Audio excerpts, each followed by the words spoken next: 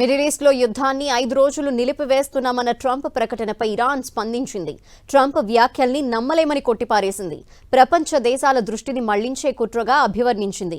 ప్రస్తుతం అమెరికాతో ఎలాంటి చర్చలు జరగటం లేదని ఇరాన్ కుండబద్దలు కొట్టింది. సమయం చూసి దాడి చేసేందుకు ప్లాన్ చేస్తున్నారని ఇరాన్ పేర్కొంది. తమ దాడులకు ట్రంప్ భయపడ్డారు. ఈ యుద్ధంలో అమెరికా, ఇజ్రాయెల్ చిత్తుగా ఓడాయని ఇరాన్ తెలిపింది. చర్చల విషయంలో ఎవరూ మధ్యవర్తిత్వం చేయలేదన్న ఇరాన్ అసలు అమెరికాతో ఎలాంటి చర్చలు జరగటం లేదని ఖండించింది. ట్రంప్ మళ్లీ ఏదో కుట్ర చేయటానికి శాంతిరాగం పాడుతున్నారని ఇరాన్ అనుమానం వ్యక్తం చేసింది. గల్ఫ్, ఇజ్రాయెల్ ఇంధన, విద్యుత్ ప్లాంట్లపై దాడులు చేస్తామనే ప్రకటనతోనే ట్రంప్ వెనక్కి తగ్గినట్టు ఇరాన్ చెప్తోంది. ప్రపంచవ్యాప్తంగా ఆయిల్ ధరలు భారీగా పెరుగుతున్నాయి. ఆయిల్ సంక్షోభం ఉంది. దీన్ని కంట్రోల్ చేసేందుకే ట్రంప్ ఈ ప్రకటన చేసినట్టు అంచనా వేస్తోంది ఇరాన్.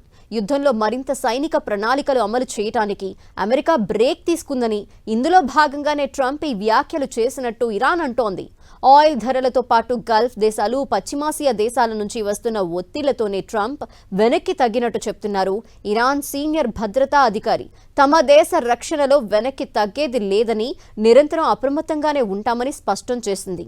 కాల్పులు, దాడులకు 5 రోజుల బ్రేక్ అనేది అమెరికా వ్యూహాత్మక ఎత్తుగడగానే భావిస్తామని, చర్చలే జరగటం లేదని ఇరాన్ మీడియా ఏజెన్సీల నుంచి వార్తలు వస్తున్నాయి.